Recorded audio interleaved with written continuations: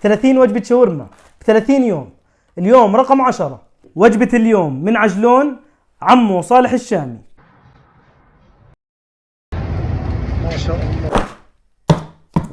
سعر وجبة العادي دينارين.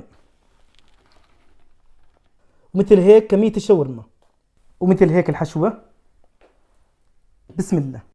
تتبيلة الشاورما داخل فيها ليمون وجدا لذيذة، بطاطا رفيعة ومبهرة، نوع البطاطا ممتاز. ومثل هيك التحميصة مسومة حارة. بسم الله. الحمد لله، الله يديمها من نعمة ويحفظها من الزوال. التجربة اليوم كانت صراحة على ذوقي، من محافظة عجلون من عند عمو صالح الشامي. صراحة الطعم والنكهة ممتازة، والكمية كمان ممتازة. لا تنسوا الدعاء لأهلنا في غزة بالفرج القريب. بشوفكم إن شاء الله، وإلى اللقاء.